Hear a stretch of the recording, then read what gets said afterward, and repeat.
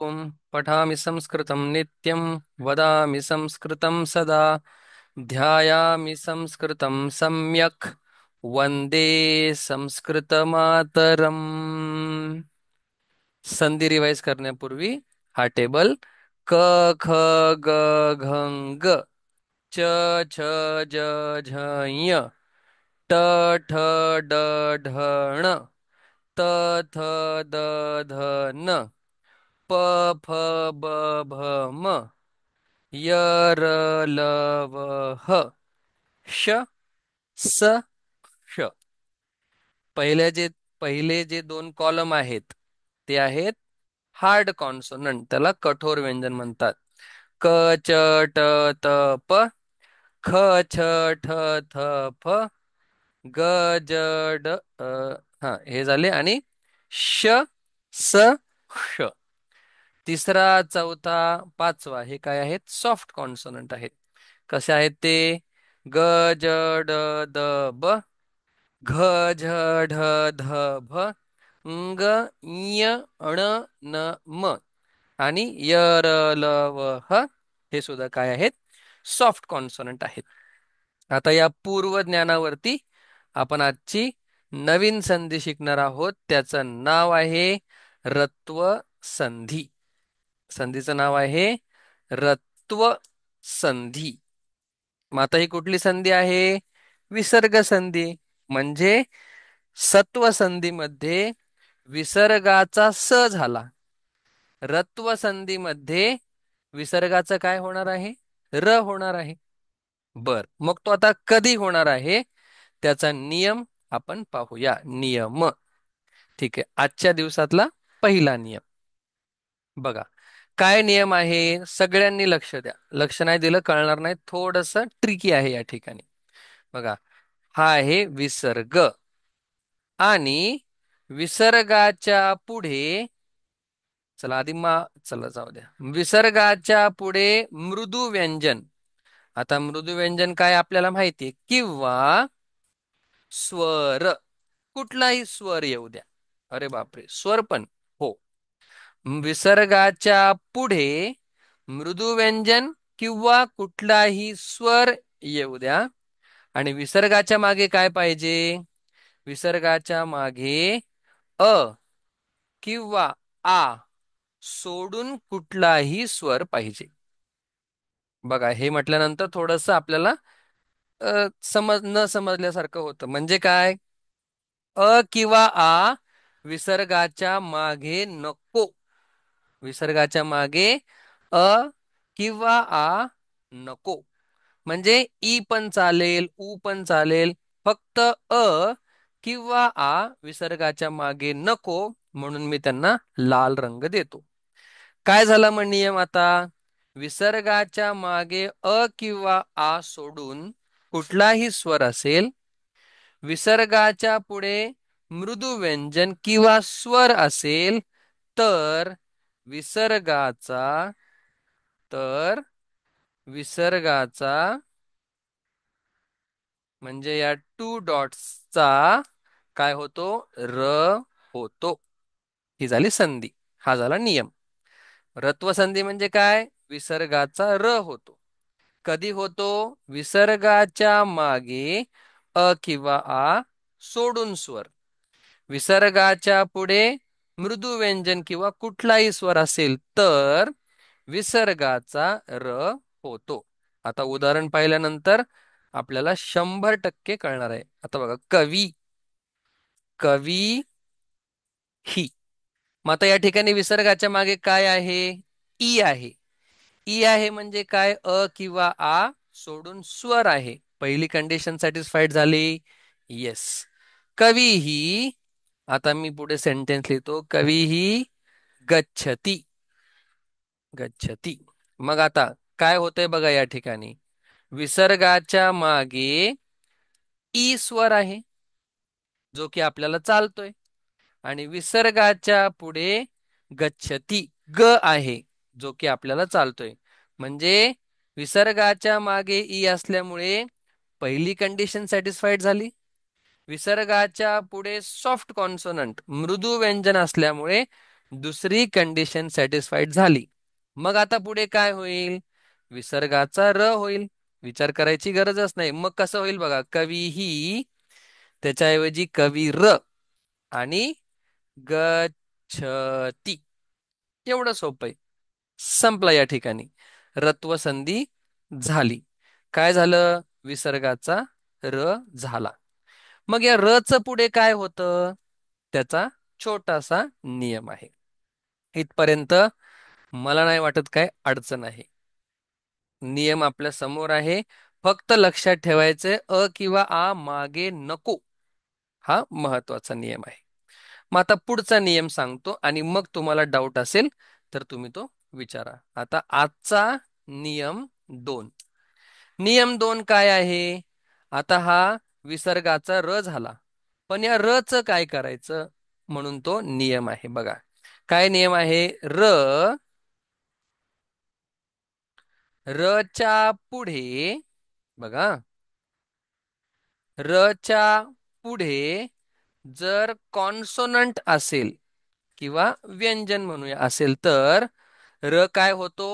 वर जातो. असं लक्षात ठेवायचा आपण नियम. मग तो कुठेही वापरू शकतो आपण. काय नियम आहे? र च्या पुढे जर कॉन्सोनंट व्यंजन असेल, उदाहरण दिल्यानंतर अजून स्पष्ट होईल. र च्या पुढे आपण काय बघतोय आता? नियम या र चा. पाहिजे तर इथे मी लिहितो. र चा नियम. नियम.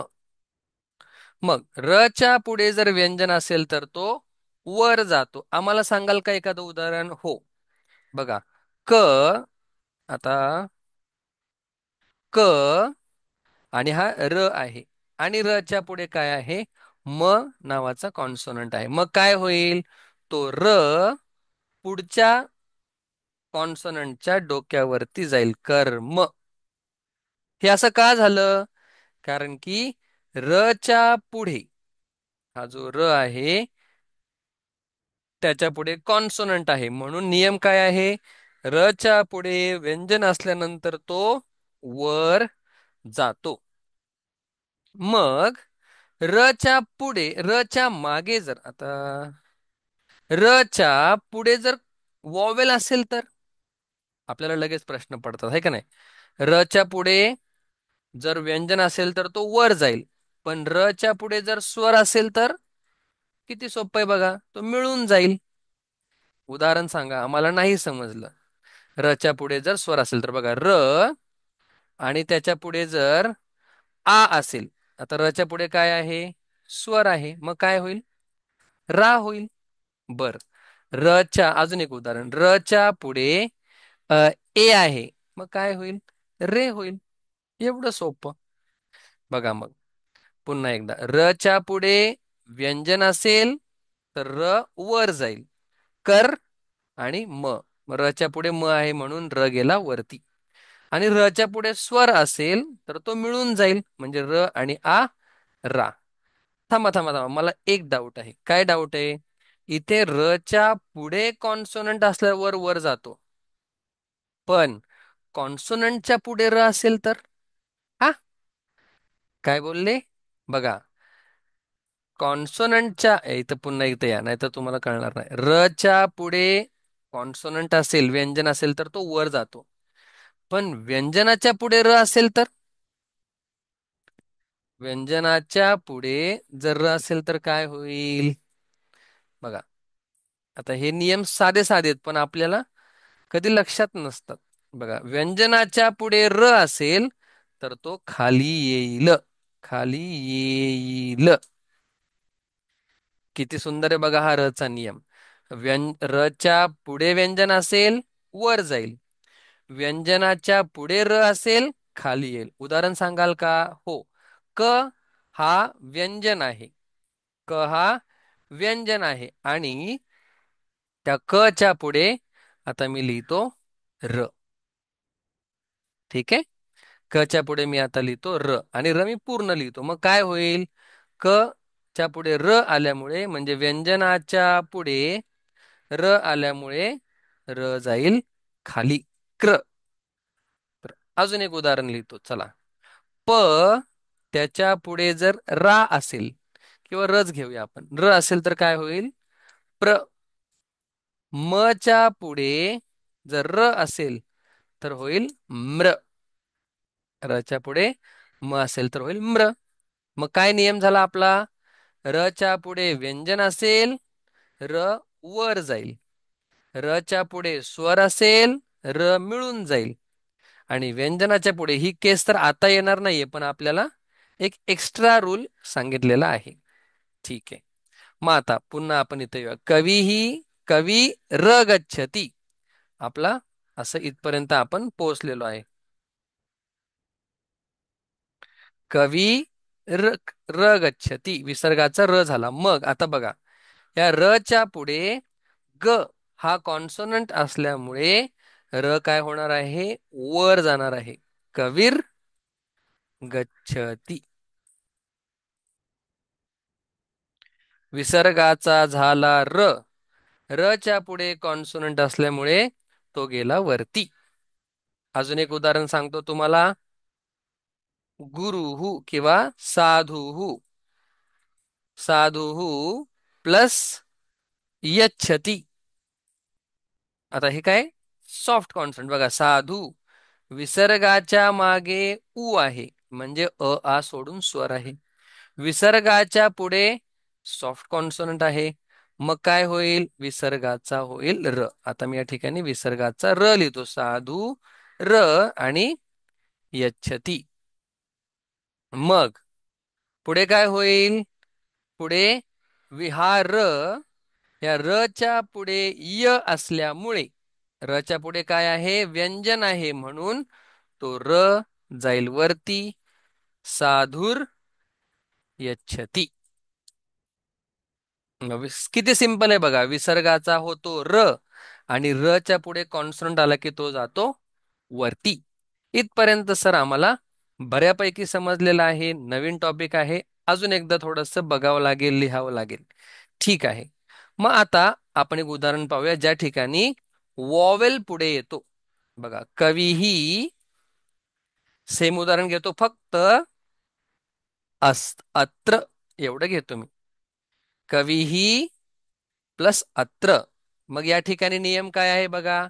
विसर्गाच्या मागे काय आहे? अ किंवा आ सोडून वॉवेल आहे. येस. विसर्गाच्या पुढे सॉफ्ट कॉन्सोनंट मृदू व्यंजन किंवा स्वर आहे. येस. हा काय मृदू व्यंजन नाही, पण स्वर आहे. मग काय होईल? मग होईल विसर्गाचा र. मग मी र लिहिला आणि अत्र. मग आता र च काय होईल?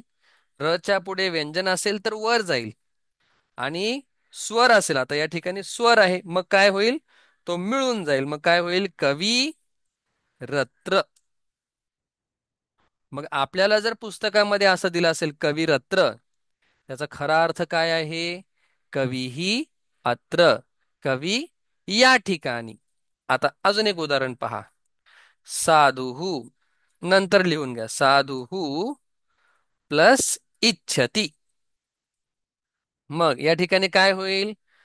विसर्गाच्या मागे अ किंवा आ सोडून स्वर आहे. पहिली कंडिशन मॅच झालेली आहे. विसर्गाच्या पुढे सॉफ्ट वॉवेल आहे, मृदू व्यंजन आहे, ते तर नाहीये. पण या ठिकाणी काय? स्वर आहे, म्हणून आपण म्हणू शकतो विसर्गाचं काय होईल? र होईल. मग र च्या पुढे व्यंजन आल्यानंतर तो वर जातो, पण या ठिकाणी तर स्वर आहे. मग काय होतो? मिळून जातो. मग आपल्याला हे जर मिळवा मिळवी करायचे असेल तर आपल्याला त्यांच्या मात्रा, सिम्बॉल्स माहिती पाहिजेत. ई म्हणजे अशी वेलांटी असते. आता तो विषय काही इथे शिकवण्याचा नाहीये. ज्यांना माहित नसेल त्यांनी क्लास संपल्यानंतर सांगा की सर मला ते पण सांगा, तर ते सांगितलं जाईल. साधुहू रिच्छती. आता यामध्ये कोणाला काय समजलेलं नाहीये विचारा. माझा टॉपिक सांगून झालेला आहे. एकदा रूल रिपीट करतो, मग तुम्ही पुन्हा विचारा. ठीक आहे? काय रूल आहे? विसर्गाच्या मागे अ किंवा आ सोडून स्वर, पुढे मृदू व्यंजन किंवा स्वर असायला पाहिजे. मग विसर्गाचा होतो र. र च काय होतं? र व्यंजन पुढे असल्यानंतर वर जातो. स्वर पुढे असल्यानंतर मिळून जातो आणि व्यंजनाच्या पुढे र असेल तर तो खाली येतो. अशा प्रकारे आपण उदाहरणं पाहिले. समजलं नसेल तर विचारा. दोन दोन उदाहरणं एक्सरसाइज साठी देतो तुम्हाला. हम्म विचारू शकता, घाबरू नका. कोण काय म्हणेल, कोणाला काय वाटेल, तुम्हाला नाही समजले, दॅट इज इम्पॉर्टंट. शिकवत असताना पूर्ण लक्ष द्यायचंय. बोला. हम्म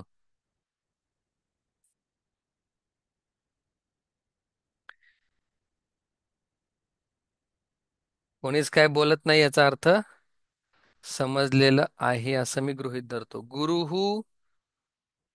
गुरुहु जयती, हा पहिला प्रश्न तुम्हाला. आणि गुरुहु कपिही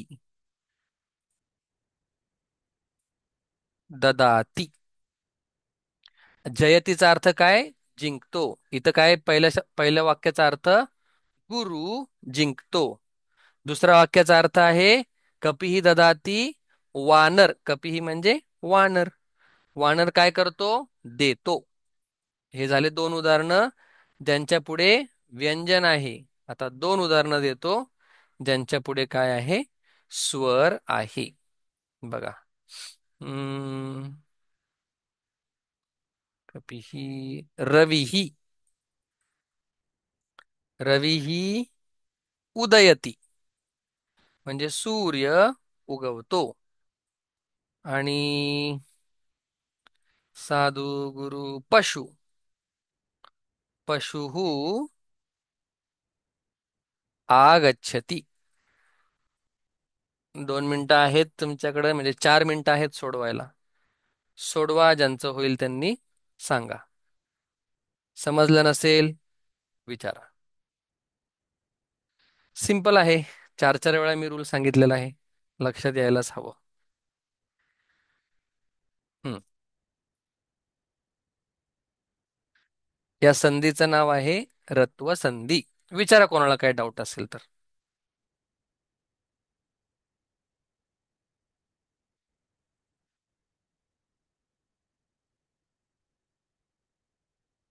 श्वेता, समजले?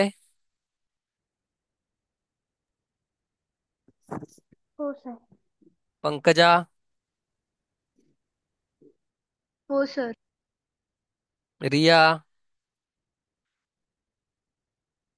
हो. गारवी,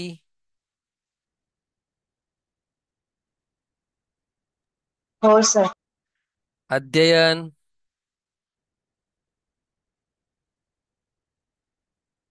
अध्ययन हो सर. आणि आदर्श. झोपला? मस्त दुपारचा वेळ असतो सर, झोपायचं सोडून तुम्ही पण क्लास घेता. चला, या ठिकाणी रत्व संधी ही आपली संपलेली आहे.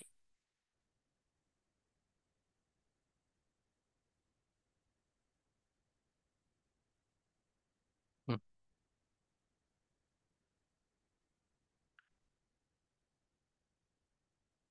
पुढे चला, आता याची उत्तरं तुम्हाला सांगतो, म्हणजे अजून तुम्हाला कॉन्फिडन्स येईल बरोबर आल्यानंतर. तर बघा, चेक करा. आता मी सगळ्यांचे चेक नाही करू शकत. गुरुर जयती, गुरुर जयती. आणि या ठिकाणी कपिर, कपिर ददाती. ओके. पुढे रवी उदयती, रवी हृदयती. बघा, संधी येत नसेल तर हा कळणारच नाही रवी हृदयती काय शब्द आहे. आणि पशु आगच्छति, पशु रागच्छति. कोणाचे आले चारी बरोबर? पशु रागच्छति. काय झालंय? विसर्गाच्या पुढे व्यंजन आल्यावर वर गेलाय. कधी स्वर आल्यानंतर तो मिळून गेलेला आहे.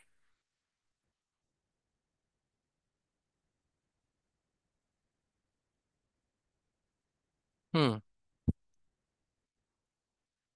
चला अजून एक दोन उदाहरणं सोडूया आपण. हम्म.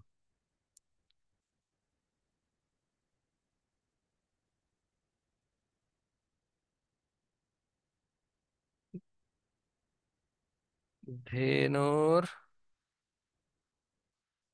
आता मी तुम्हाला उलटे देतो, तुम्हाला त्यांना सुलटे करायचेत.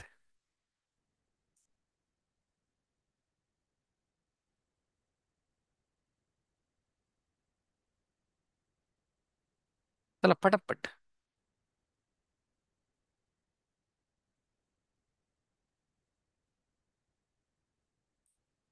हम्म.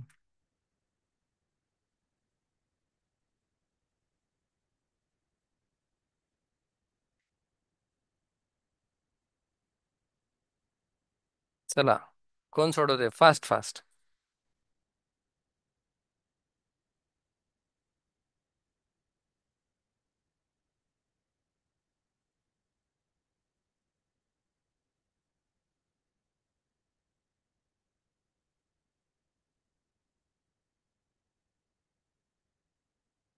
लिहिताना व्यवस्थित लिहून घ्या, नाहीतर कधी कधी आपल्यालाच आपलं अक्षर कळत नाही असं होतं. हम्म. धेनोर व्याघ्रात पुरोर वाक्यम मुनेः ऐक्यम रवेः औषधम. हम्म. तुमच्याकडे आहेत 4 मिनिटं. रत्व संधीच आहे. सगळ्या संधी मिक्स दिल्यानंतर सगळ्यांचे विकेट पडतात. त्याच्यामुळे आपण सेपरेट सेपरेट शिकत आहोत.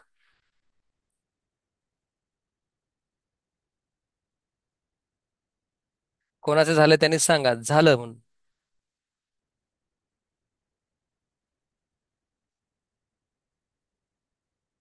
तुमच्या धड्यांमध्ये जागोजागी तुम्हाला या संधी पाहायला मिळणार आहेत. जागोजागी.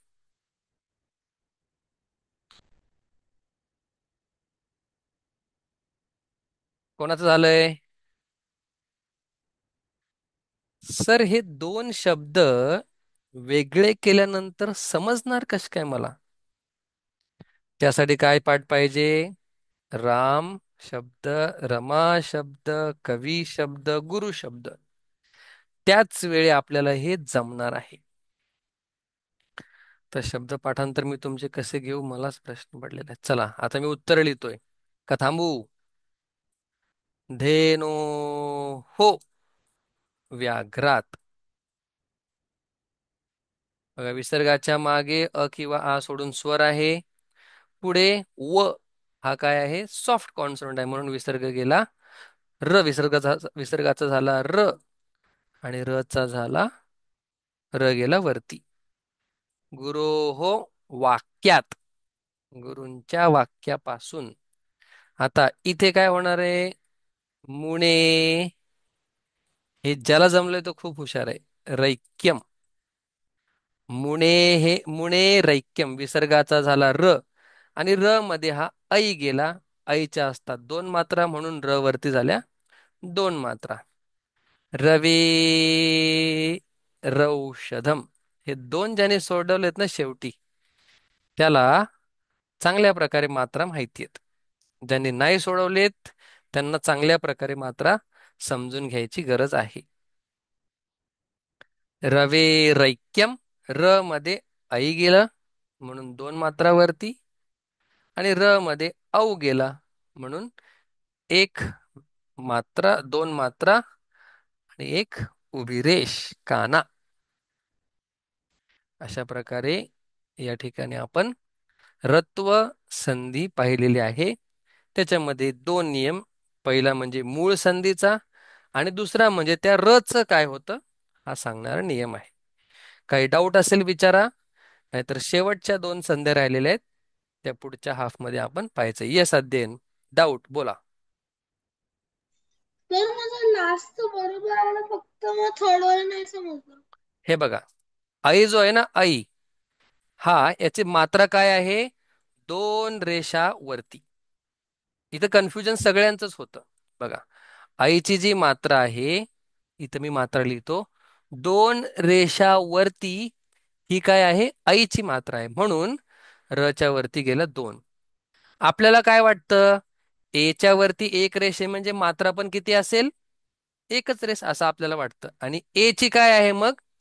एची फक्त एक रेष वरती, एक मात्रा, ही झाली आईची मात्रा. त्याच्यामुळं कन्फ्युजन सगळ्यांचंच होत राहतं. त्याच्यामुळे हे कन्फ्युजन दूर करून टाका.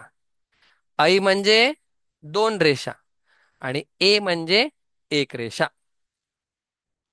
कळालं अध्ययन? हा सर. ओके, चला आता शेवटच्या दोन संध्या आपल्याला बघायच्या आहेत. मग क्लास संपला. Join immediately back.